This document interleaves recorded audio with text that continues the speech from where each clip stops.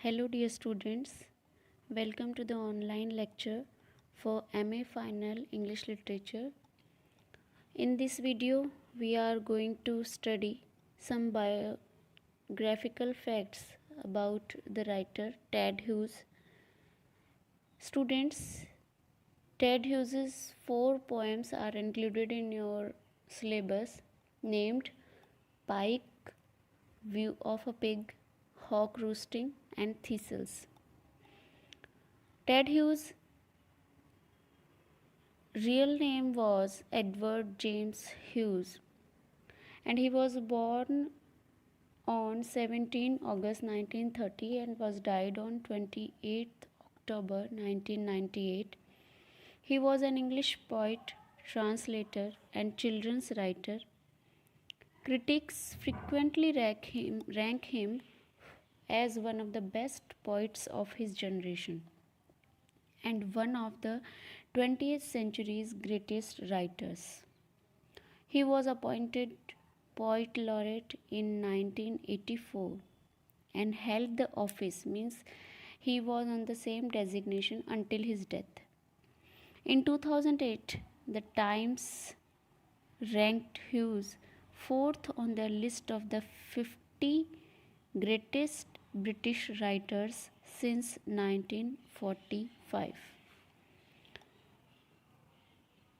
Ted Hughes's personal details are that he was born on 17th August 1930 at Mytholmroyd at Yorkshire in England and was died on 28th October 1998 at the age of 68 in London. His cause of death was heart attack and his nationality, as obvious, is English. Spouse name was Sylvia Plath and Carol Orchard. Domestic partner was Asia Webel and his children names were Freda Hughes, Nicholas Hughes, Alexandra Webel. Alma mater was Pembroke College, Cambridge, and his occupation was poet, playwright, and writer. Hughes was married to American poet Sylvia Plath from 1956 until her death by suicide in 1963 at the age of 30. Some admirers of Sylvia Plath and critics blamed him for her death after the revelation of letters written by Plath between 18 February 1960 and 4 February 1963, which mention, means the letters written in between the time, the letters mention that Hughes had beaten Plath 2 days before she had a miscarriage in 1961 and that he also told Plath he wished that she were dead. That's why some of the admirers hate or blame Ted Hughes for her death. His last poetic work, Birthday Letters, was published in 1998, explored their relationship. These poems make reference to Plath's suicide, but none addresses directly the circumstances of her death. A poem discovered in October 2010, Last Letter, describes his version of what happened during the 3 days before her death. Awarded first prize by judges Mariana Moore, W.H. Auden, and Stephen Spender, The Hawk in the Rain was published in 1957. This work, The Hawk in the Rain, this work secured Hughes's reputation as a poet of international stature. According to poet and critic Robert B. Shaw, means Robert Bernard Shaw, Hughes's poetry signaled a dramatic departure from the prevailing modes of the period.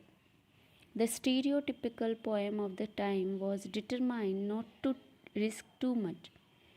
Politely domestic in its subject matter, understated and mildly ironic in style. So this was the peculiar style of Ted Hughes.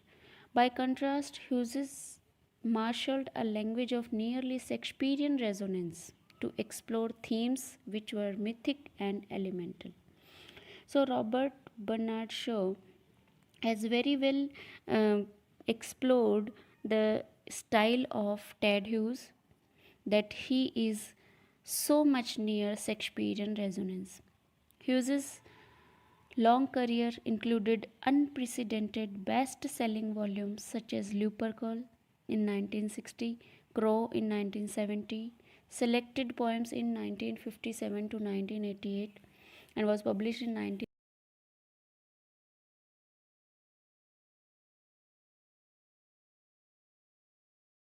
Man in 1968. With Sims Hine, he edited the popular anthologies The Rattlebag in 1982 and The School Bag 1997. Named executor means named administrator, or we can say managing officer of Plath's literary estate. He edited several volumes of her work. Hughes also translate Hughes also translated works from classical authors including Ovid and Aeschylus. An incredibly prolific, means genial poet, translator, editor, and children's book author, Hughes was appointed Poet Laureate in 1984, as we have discussed in the last slide. A post he held until his death. Among his many awards, he was appointed to the Order of Merit, one of Britain's highest honors. Though Hughes is now unequivocally, means clearly recognized as one of the greatest poets of the 20th century, his reputation as a poet during his lifetime was perhaps unfairly framed by two events.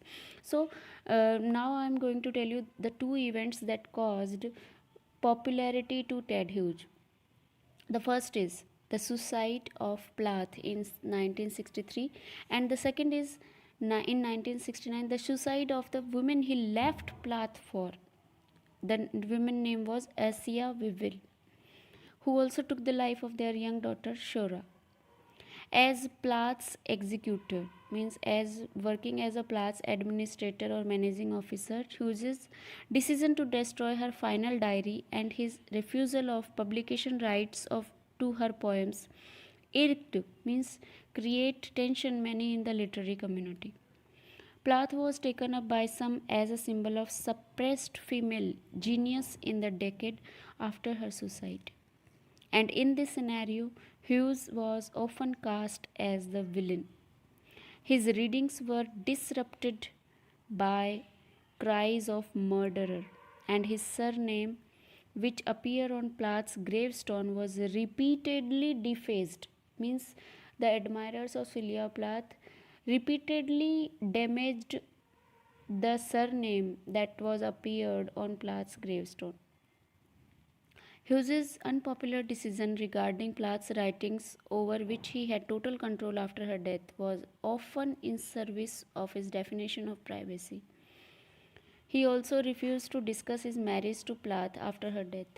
Thus, it was with great surprise that in 1998 the literary world received Hughes's quite intimate portrait of Plath in the form of birthday letters, a collection of prose poems covering every aspect of his relationship with his first wife. The collection received both critical praise and censure also. Hughes's desire to break the silence around Plath's death was welcome, even as the poems themselves were scrutinized. Means the poems, even the poems were investigated or inquired. Yet, despite reservations, Kata Pollitt wrote in the New York Times Book Review that Hughes's tone, emotional, direct, regretful, and tranced, pervades the book's strongest poems, which are quiet and thoughtful and conversational. Plath is always you, as though an old man were leafing through an album with a ghost. So, the quoted sentences are published in New York Times Book Review. Though marked by a period of pain and controversy in the 1960s, Hughes's later life was spent writing and farming. He married Carol Orchard in 1970, and the couple lived on a small farm in Devon until his death. His forays, means his aggression, his offensiveness into translations, essays, and criticism, were noted for their intelligence and range. Hughes continued writing and publishing poems until his death from cancer on October 28, 1998. A memorial to Hughes in the famed Poets' Corner of Westminster Abbey was unveiled in 2011.